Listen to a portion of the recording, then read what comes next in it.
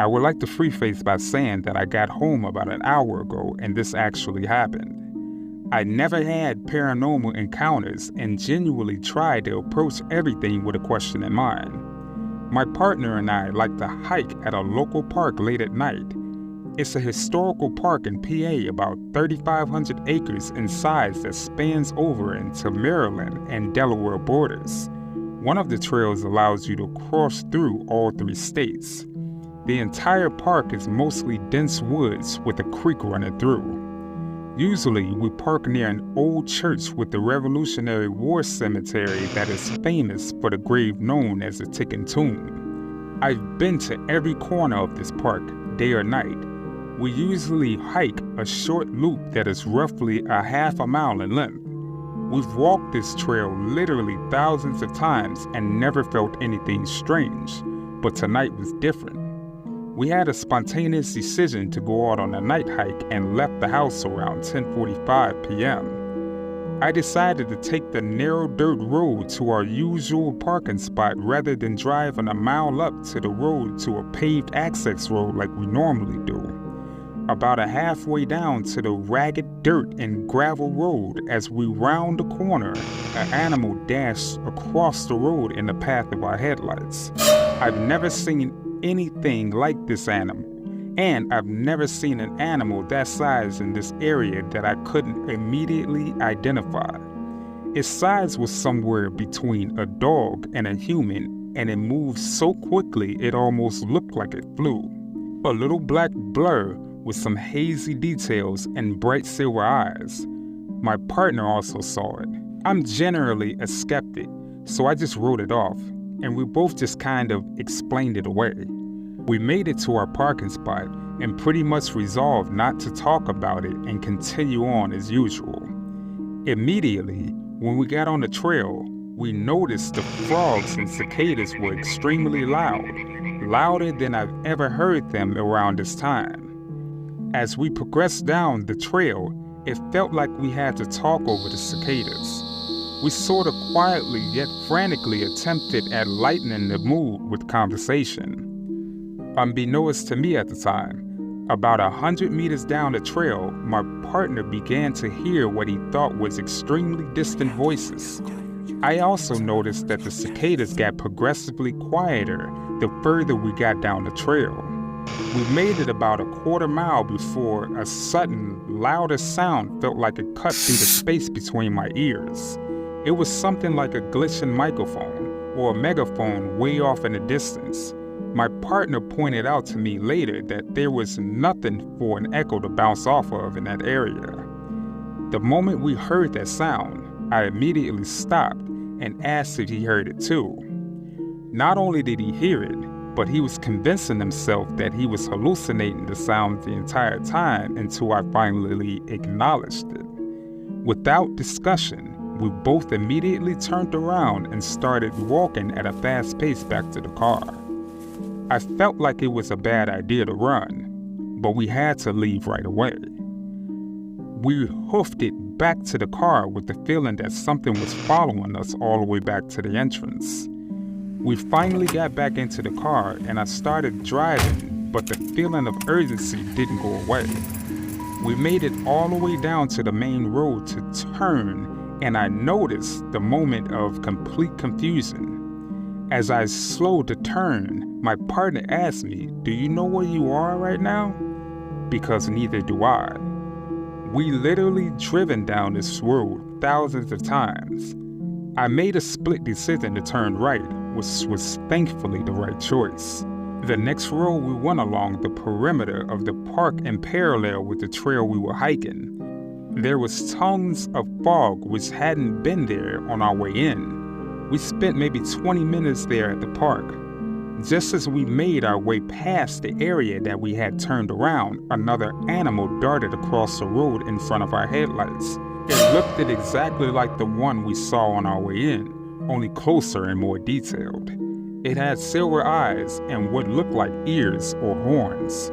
It was still extremely fast and either a blur or a wraith.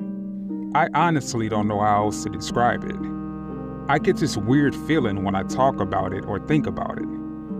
The feeling started when I saw it run across the road the second time. I feel like it's because I acknowledged it, and whatever that thing was, I couldn't explain it.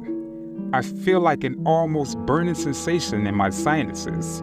My eyes water, and I get a strange tingling in the back of my skull.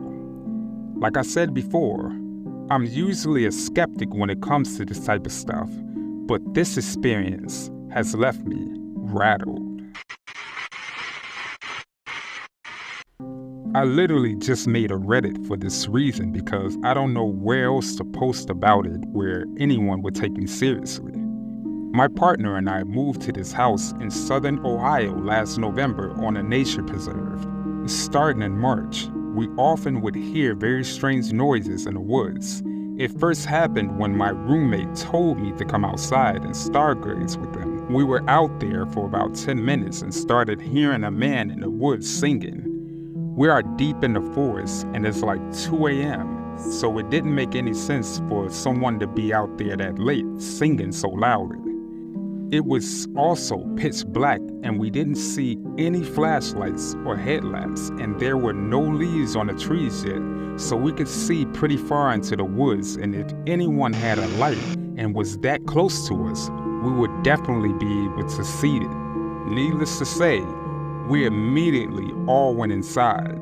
The best way I can explain how it sounds is if you ever watched Over the Garden Wall, it literally sounded like the beast who sings in the woods. The next time we heard him was a few weeks later while we were having a fire.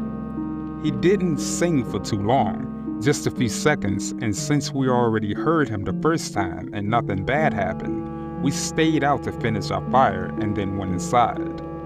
After that, we didn't hear him for a while again. It wasn't until June that one of us heard him again, and it happened to be after a dream that I had. In my dream, there was a little guy in a raincoat running around near the pond in our woods, and I was trying to focus my eyes on him, but he was so fast I couldn't get a good look at him. For some reason, I felt that he was getting a kick out of that I couldn't perceive him fully, and I was getting frustrated about it. The next day, before I even told anyone about that, my partner heard the singing man again, this time in broad daylight. He wanted to get to the bottom of it and assured a distant neighbor was messing with us, so he followed the voice into the woods. He was trying to be quiet and sneak up on the person, but every time he got close enough to almost see the person, the voice changed locations immediately. At one point, he said that he heard the singing so loudly that it had to be right around the corner of the trail he was on, so he jumped around the corner fast, and immediately the voice stopped. A few seconds later, it started up again, all the way across the street, in a whole different part of the woods that would take about 10 minutes to walk by trail. For whatever reason compelled him, he decided to run over there as fast as he could, only for the singing voice to once again be even further away when he got there. At that point, he was very confused and returned home sweating and out of breath. He told me that he felt like the singing voice was enjoying messing with him, and that the reason he kept trying to get to it was because he was getting frustrated. It is now August 12th, and we heard him again tonight, once again, only for a few seconds. It kind of felt like as soon as we recognized it, it stopped purposely. There are some other weird noises I've heard around the property as well. A few days ago, I was sitting at the picnic table on my phone and heard a distant neighbor yelling for their dog, and then on the other side of the woods, I heard someone mocking him in a higher pitched tone. There was also one night we were bringing all our chickens in because they decided to fall asleep on the porch. Every time we picked one up, they made a surprise chicken noises. After we got them all inside, we heard what sounded like a choking chicken in the woods. I've always been skeptic of stuff like this, and still am, but I am open to the idea of things existing that we don't understand.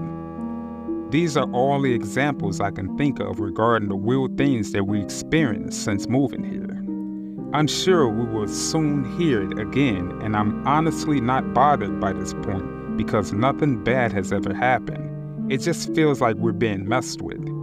I think that we just have to ignore it and hopefully it'll just get bored and eventually stop. But I would have to say that this is the most weirdest experience that I've ever had. Cursed land? Haunted forest? I still have no idea what it could have been. This is a true story, and I've been kind of obsessing over what happened out there that night.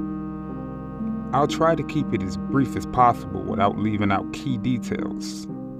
My wife's uncle, Jay, bought some land just north of Spokane, Washington with a friend of the family, Kay.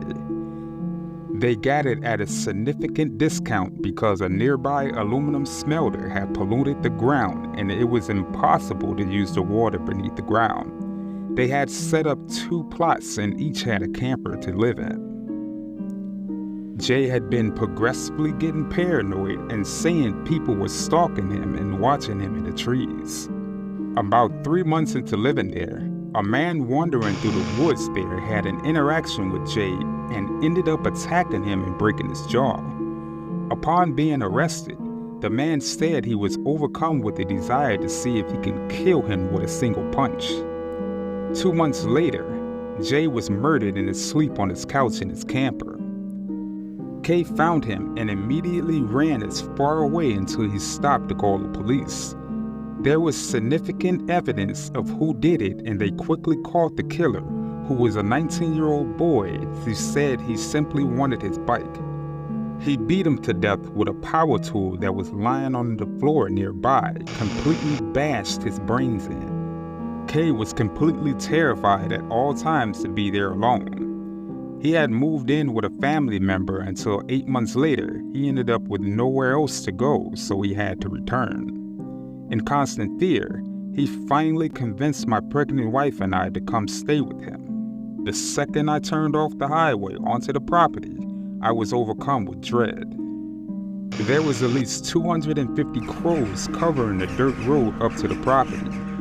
I didn't sleep whatsoever the first night. I stared into the forest searching for my cause of my intense fear. The energy of this place was so uncomfortable, and I assumed it was simply knowing Uncle Jay was killed here.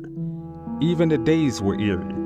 Never did I have a moment where I didn't feel watched here.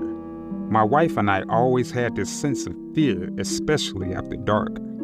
Things sort of normalized for a while until one day, Kay began puking and feeling very lightheaded all the time. I took him to the hospital and they said he was fine.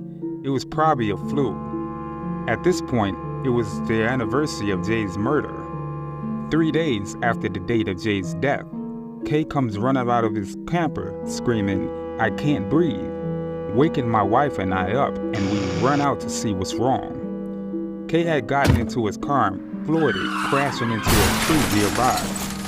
I ran up and peered through the window to see the most intense and most primal fear I ever seen in someone's eyes. He was gasping and clutching his chest. Moments later, he breathed out one last time and he was dead. We gave him CPR for 30 minutes until EMS arrived. On July 10th, 1 year and 3 days after moving there with Jay, and they both were dead. Now it's me and the wife alone on the property. Every moment living in fear and not understanding what had happened here. I don't know why we didn't just leave right away. One day, I come out to get fresh water from a drum we kept for water that smelled the worst smell I've ever smelled. The water container had a 1-inch hole opening on top, and inside of the water were bits of pieces of chipmunks, like spines and heads. They didn't fall in. Something ripped them apart before putting them inside. The nights were getting worse and worse. I never saw anything, just always filled with unease and intense fear. I grew up deep in the mountains of North Idaho, with the nearest town being 30 miles away. Fear in the woods, even at night, is new for me. Hearing crashes and footsteps every night. One night, My wife and I returned home to having the worst feeling I've ever felt. Everything looked different. Although everything was right where we left it, nothing seemed in place. Looking around, I suddenly see this orange long-haired mangled cat sitting on a stump. This cat's eyes were so intense, fiery, almost glowing but not quite. We started hearing branches snapping, pine needles crunching seemingly from every direction. I'm still staring at this cat, almost frozen in fear. Suddenly, I hear a voice break out, echoing throughout the forest. "Hello? Is anyone there?" A little girl, I thought, but something was off. My wife yells back, "Hello, are you okay? Anybody?" The voice had changed. "Help! Help me!" We yelled back several times without response. "Somebody freaking help me!" The most intense screeching, evil-sounding voice of a woman. I'm filled with more intense fear than I can ever describe. But my wife, she is overcome with the need to find this person, and she started to head off into the forest without a word. I grab her by the arm and tell her something isn't right. Why won't she respond to us? She tries to break free from me to go off alone. I tell her to get back into the truck, and I grab the spotlights. We aren't going on foot. We roll the windows down and shine my intensely bright LED lights throughout the forest. We slowly crept down the road, yelling back. As we get further down the road, the voice strikes out, "Please, won't anybody freaking help me?" Sounds are difficult to pin down in the woods, but this one was very close. I hit the brakes and stopped immediately. We shine the lights and yell back, searching. No sign of anyone, when suddenly the voice explodes into the cabin of the vehicle as they were standing right outside my window. "Help! Me! Somebody freaking help!" Leaving my ears hurting and ringing. I hit the gas and didn't look back. I called the police when I hit the highway, and afterwards, they said that no one was there. I picked up our stuff, and the next day, my wife gave birth the following day. We never stayed there again after the baby was born. What the hell could do these things? I never even believed in paranormal things before, but I don't know what else happened. Good evening, everyone. This is Yuri K, and this is the end of the video. Please leave a comment and let us know your opinions on the matter. If you happen to like this content, please check out our other videos. Make sure you like and share amongst your friends and family to help our community grow. You happen to be new to this channel? Please make sure you subscribe. It's free, and you can always change it in the future. You have some terrifying story suggestions?